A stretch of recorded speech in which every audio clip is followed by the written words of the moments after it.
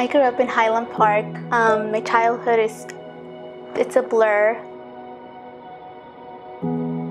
At the age of around 4 or 5, I was molested by a very close family member.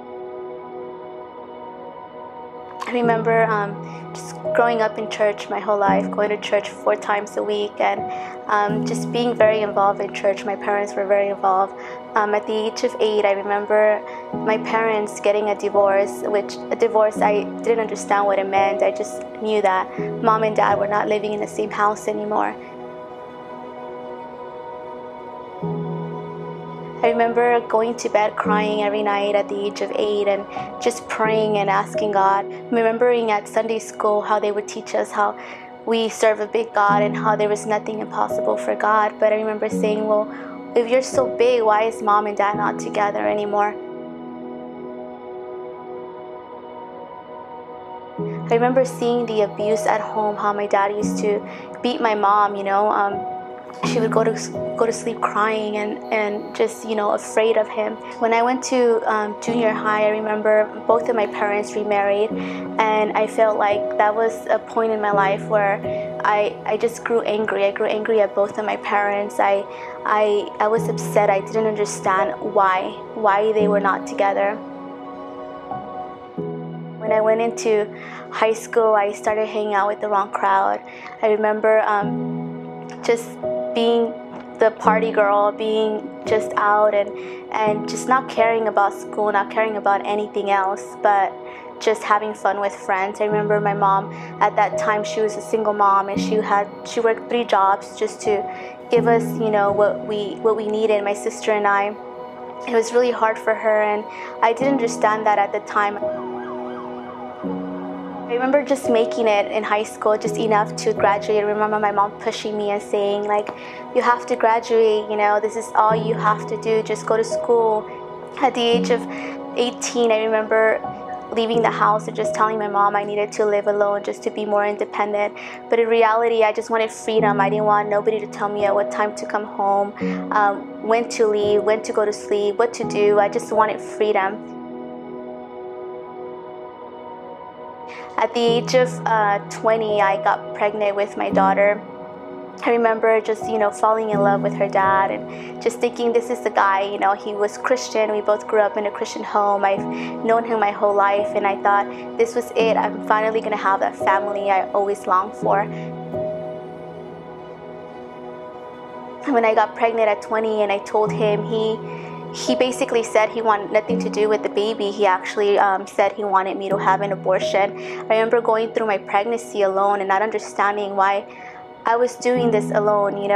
The person I loved, the person I thought loved me back, we were about to have a baby together, and he just left me and decided that didn't want anything to do with it. And I remember just going through my pregnancy alone. It was really, really tough. When my daughter was about 3 years old, he had a really bad accident. He fell off a power pole. He fell 45 feet down and shattered his lower back. He became paralyzed, and I remember at that point in the hospital, I was there with him, and him saying that he wants to get married and just be a family. And I decided to do that, to let go of everything I had and just be that family that I've always wanted. I remember by the time he got out of the hospital, I had already had an apartment, had it furnished for us and everything. And when he came from the hospital, he was very, very suicidal. I remember he tried to commit suicide a couple times. I couldn't sleep. I was there for him. We got married and we moved to a house, and I remember thinking, like, this is it, like, I finally have my husband, I finally have my daughter, I finally have that family I've always wanted. I caught him cheating on me, I caught him being unfaithful to me, and I remember getting his medication and trying to commit suicide myself. Let's just start all over, let's just be a family, let's just go to counseling, let's do something. And I remember him looking in my face and said, Jamie, this is who I am. This is who I am. I love women. I love being with different women. You could stay and be my roommate, or you could just leave, but I'm not going to change. This is who I am. every night for 3 months. I cried every night and just asking God to restore my marriage. One night, he got very abusive, and one day I called my mom and I told her how I was feeling. You could stay there, she said. Stay there and just don't tell me anything because it really hurts me what you're going through.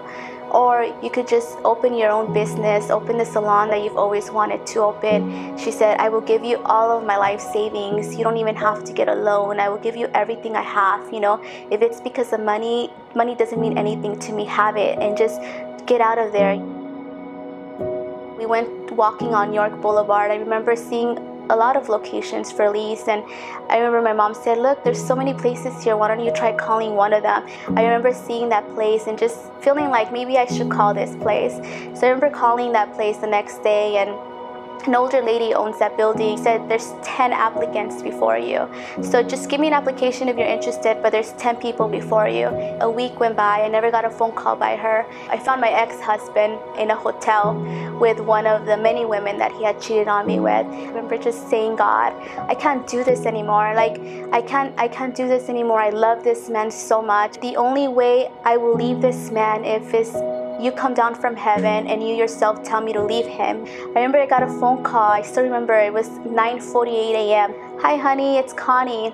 I said, hi. And she said, you know what? When I first met you, there was something about you. I'm going to go ahead and give you the salon. I'm going to go ahead and give you the first month free. When she said that, I was in shock. Like I knew it was God. I knew God had heard my cries. God had heard my prayers. God honored me with the salon. He gave me that salon I wanted. And that's why I decided to name it Hadassah. Hadassah is in the book of Esther. It says that Esther was also called Hadassah.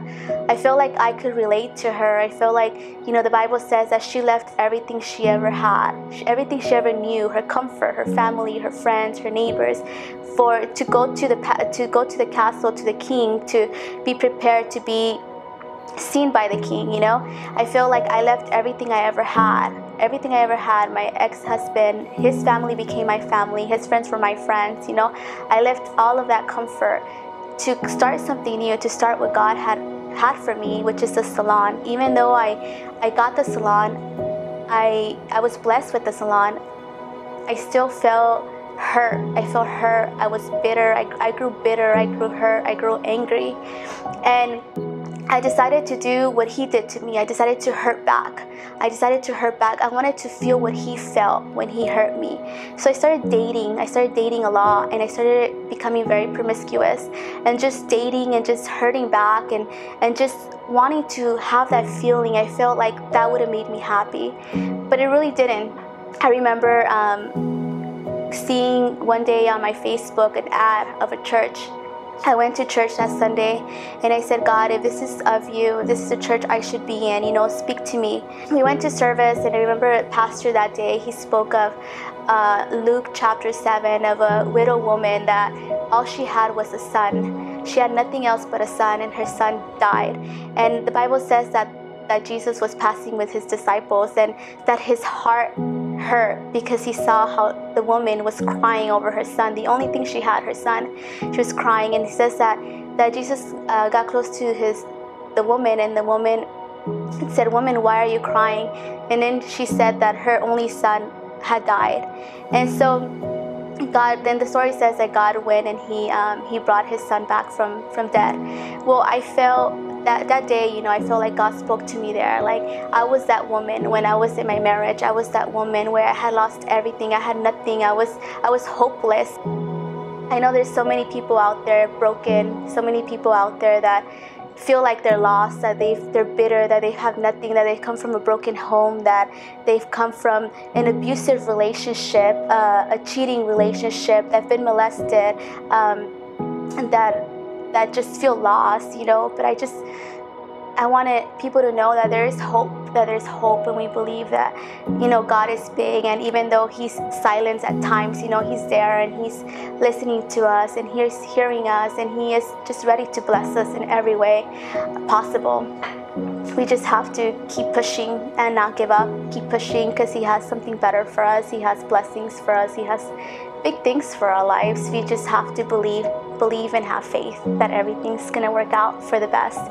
And now I'm so blessed with this business. I'm blessed with the salon that since I've been here for 4 years already, and I mean the salon has paid for itself since the first 2 months that I got the salon. You know, God has blessed me big with clients, with people just coming. He has blessed me with an amazing daughter who I love, who she loves God. Her heart to serve, her heart for God is just so big, and God has just shown me how He could turn something so ugly to something so beautiful.